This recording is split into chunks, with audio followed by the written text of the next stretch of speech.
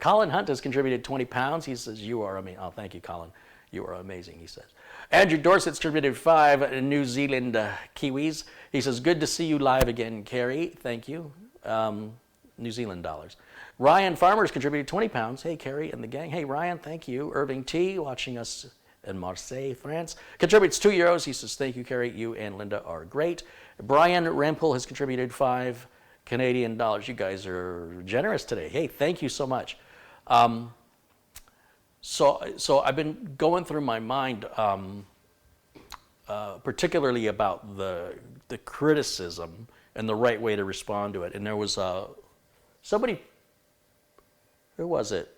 A comedian. His name is Russell Peters. And he goes, you know, he called it a celebrity. When you're a celebrity, and I'm not a celebrity, so, but he says, when you're a celebrity, people get to talk crap about you. And if you say anything back, you're a jerk. So you're expected as a celebrity to take abuse and to not defend yourself. If you defend yourself, people think you're a jerk. And a jerk isn't the word he used, but we're going to keep it family friendly. And I thought about what he said, and I thought about, you know, somebody comes at me, I didn't do anything to them. If they don't like my video, they can switch it off. You say you should just ignore it, but it's ceaseless. It's like being hit. You know what it is? It's like a mosquito flying around the room. And the mosquito isn't necessarily hurting you, but there's only so much of it you can ignore before you just start swatting at it just to get rid of the annoyance. You just want the annoyance to stop. And so, was giving this a lot of thought, and I thought, you know,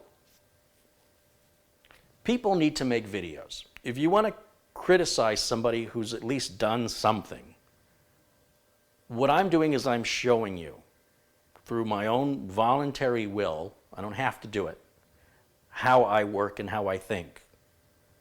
And if you don't see value in that, I don't care. Like, it doesn't matter. Right? This is what I do. This is, right?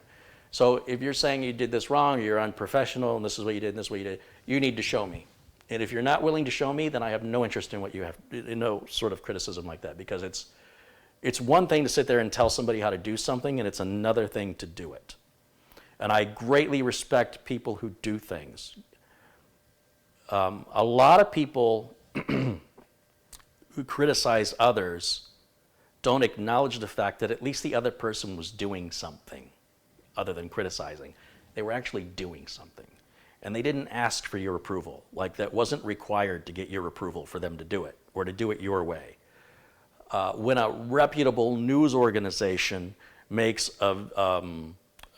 provides a how-to video that is completely inaccurate and potentially dangerous, well, we expect better. We expect due diligence, and we expect our journalists to know what they're writing about, to not just make stuff up as though they're experts when they have no clue and have no proper verification of information that they're relaying. So we will hold these professional media organizations to a higher standard. But when a guy is showing you how to, or a gal, when somebody is showing you voluntarily, you know, maybe from their kitchen, they're sharing information with you, and maybe it's not the most polished thing, you don't like it, it's not for you, man.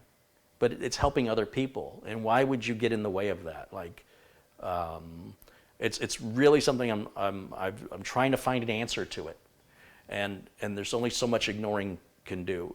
And I just think the bottom line is, if you want to criticize anybody who's taken the effort to make a video, then criticize with a video of your own and demonstrate how it should have been done. And I will invite that to anybody who's critical of anything I do. Show me how to do it better. Teach me. Don't just bark at me. So, all right? And we're going to do that today. That's why we're going to say, you guys tell me what you think the problem is with this. Let's find out who's right, who's wrong. But I will tell you this. Every computer problem is fixable. If you guys have been watching this channel, when I started this channel about 10 or 12 years ago, I think it's been about 12 years now, I don't know how many computers I fixed on video. Not every computer I fix is on video. I fix a lot of computers. Every computer has been fixed, and rarely have two computers ever been the same. whether it's a laptop or a desktop. Rarely do you see the same hardware ever. So when I struggle to figure out how to open a laptop, somebody might criticize me for not being properly prepared, but I have experience. And my experience means I don't have, everything's kind of the same. You know, I'm a little slower because I have to familiarize myself with it, but I'm not going to study a manual for 2 hours. I don't have time for that. I have to get the job done and move on to the next one, and I may never see that same laptop again. So I'm not going to do a lot of research. You know, I'm just going to get into it because I have experience. And like I said, studying it and being quote unquote prepared like that, that's not what I do. I don't script things out. I don't rehearse. I just get the job done. That's what I'm paid to do, and it's whatever the job is presented. So this week I was asked to convert some old cassette tapes to digital audio and to remove some of the hiss and raise the volume. I was asked to digitize some movies. I was asked to repair 2 laptops. I was asked to build work computers. And everything I fix and everything I build, 98% of the time, I never see it again. I witness to that look on my chin, see. So now I just thought, all right, let's give you guys an opportunity, for those of you who want to just have a little fun, right? Take a guess if you want to take a guess. You're very confident and know for a fact you know what this is. Tell me. And I promise if you're right, I will remember it. And the next time I see a comment from you, I will weigh it on a different scale. The comments you're going to make. Unless, of course, you're a kind supporter, in which case you give a check. It's very true. If that wasn't obvious. You know, it wouldn't be here because of the supporters far outweigh the trolls. And the supporters, all you guys in blue, all the people who contribute, you're the guys that keep me coming back for more views. Not from you, but from the others, you know. We're the guys, we're the people, I don't want to say guys, we're the people who make it worth enduring more. That's a compliment, right? You did well. So I thank you guys so much because I love the positive people. I love the people who are as enthusiastic as I am. And I love the people who see value in what I see value in. Even if we might disagree and even if you might have done it differently, the fact that you see value in it and the fact that you are kind is priceless to me. I want you to know that. And you guys are my main focus. For people who say I focus on the trolls too much, if I focused on the trolls too much, I would have stopped making videos. I just want you to know that. And the reason why I talk about it so much is I want you so I'm trying to share experience. I'm trying to educate, right? So not only am I trying to tell you about how to build and fix a computer, but I'm telling you about customer troubles. I'm telling you about getting paid problems or contractual issues. I'm telling you about different things customers ask me to do. And I also want to tell you about some of the downside of being on YouTube, which is having complete strangers attack you and tell you how stupid you are. Which, by the way, I already know how stupid I am. You don't need to tell me how stupid I am. I already know. People want to point out my flaws. I've been in this body my whole life. I'm pretty aware of my flaws. Thank you.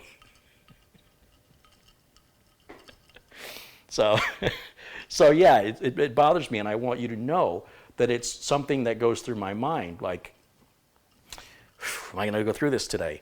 But then I see all these friends in blue, and I see all these contributions, and I'm like, oh, it's so worth it. Okay? So I just want you to know that. Sincerely, it's worth it. Okay, Linda, you probably edited all that out, which means you're doing your job well. And the first thing we have to do when a customer brings us a computer is we have to verify the problem. We've got to recreate the problem. So this customer says, after the first reboot of a Windows install, the machine restarts, a little circle goes around like 5 or 6 times, and then it just freezes. And I've already told you, new motherboard, new CPU, RAM has been swapped. One module was taken out, not swapped with different RAM, but one module was removed. All the parts are the same parts that I use on the build. He followed it part for part. It's just the way he sourced the parts I didn't like that. He's got the optical drive. It's not even plugged in. It's not even part of the equation. The front port umbilicals are hooked up correctly. The USB is hooked up correctly. He's got the front case fan plugged in, which I would not have plugged in, but it doesn't matter. He doesn't have a GPU. We're using onboard video. He's got a EVGA 550 watt power supply, which it's pretty much exactly part for part what I recommend. And it's pretty solid build, especially for a first-time builder. You have a machine that'll last you 8 to 10 years probably in performance and reliability. He's got the scythe cooler up here. He didn't take the wire ties off, which, I always warn you guys about that, but that's not the worst thing in the world. My job is to look for differences, right? If you're getting a different result than I'm getting, then what are you doing differently, right? That's what's going through my mind. So before we do anything else, let's verify the problem. So I'm going to plug in the computer and switch the power supply off, and let me move my drink over here. And I will plug in the keyboard and mouse dongle, and we'll turn those on. And then I need to get an HDMI cable so I can borrow your monitor at home. And we'll plug this customer's computer. Now, I've never met this gentleman before. He seems like a super nice guy, very genuine person. And I have never met a troll in person. I just want to say, everybody who has contacted me in a friendly and supportive way, I have enjoyed speaking with each and every one of them. And the trolls, never spoken with one, voice to voice, nor have I ever met one in person. So, what does that tell you about them? Cowards. Brave behind a keyboard.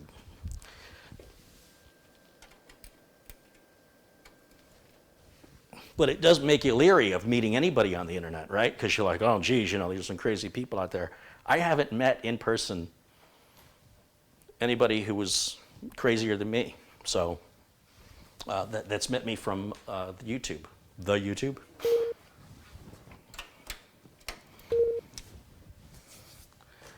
I asked the customer to give me his flash drive because I'm thinking maybe he's got a flash drive incompatibility, and he says he's tried 2 flash drives. He had a Corsair Cruiser, and here he's a Patriot 32 gig flash drive. Now, Windows only needs an 8 gig. Are we on autofocus? Is that focusing? Yeah. Windows needs an 8 gig flash drive, and anything more than 8 gigs is pretty much wasted space. But whatever. That's a different discussion. People misinterpret what I mean by that, so I won't. That's another thing that brings out the trolls. So I'm going to plug this into any blue USB port here, and then let's turn the switch on. Let's turn camera 2 on, which is the input for this machine. Why is it so little? Let's resize that. You must have been from the last video I did. I had it small for some reason. And let me get down here a little bit and put myself in a corner. Okay. Okay. Let's fire it up and see what it does. First thing I want to do, very first thing, is I want to go into the BIOS. And I want to make sure that I tell it that I want to boot from the Patriot memory. All right, that's the flash drive. Because he's made an attempt to install Windows, and then right now the solid state drive has partitions on it, and we're going to erase all those partitions and start again, just like you see me do it.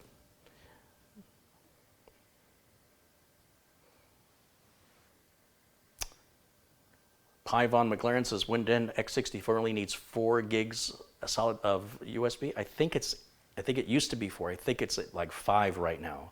And since you can't get a USB drive, the next size up from 4 is 8. I'm pretty sure, last I checked, Windows 10 is 5 gigs in size, but maybe it's changed. Regardless, I don't think you can find a 4 gig flash drive if you wanted to, not a new one anyway. We'll hit next and we'll hit install now. And we got 1,150 people watching. Well, right on. Thanks, guys. Thanks for joining me today. I'm going to tell it I don't have a product key. I'm going to install Windows 10 Pro, even though I don't know what he's got. I don't really care at this point. And then we'll say accept the license terms, and then we'll go to custom install. And I'm going to delete all of these pre-existing partitions that were created from his attempts. Now this customer says they built a computer like a Core 2 Duo or something was the last time they built. So it's not that they're a first-time builder, but they're not an experienced builder. But this is a really simple build, and I'm absolutely baffled. So in the meantime, we're going to go ahead and let Windows 10 install, and while it's doing that, won't you let me know where you guys are watching me from, because I'm always curious about that. I'm going to close down camera 1 here for a minute so we can keep an eye on Windows, and let's just watch this. I'll keep talking to you. Well, let's just watch this and see after the first reboot what it does. So because sometimes customers don't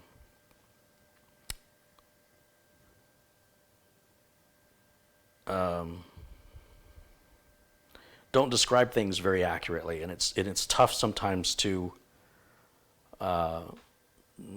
discern or translate what the customer is trying to describe. Oh, I see John Craig has contributed $50 via an Amazon gift card. Hey, thank you, John.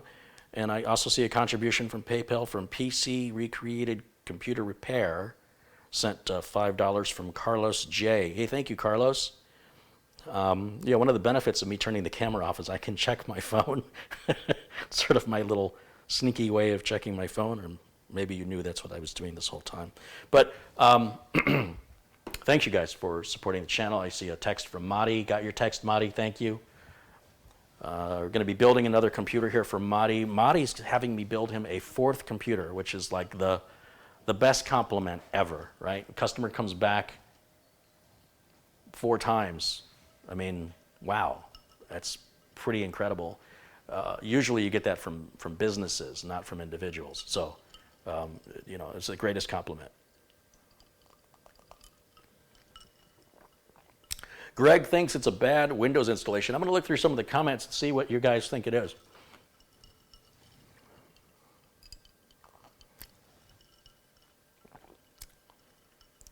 Mike Bader, we still got to get Mike's computer finished. I see he's in the chat room. His is one of the builds I started that I haven't finished yet.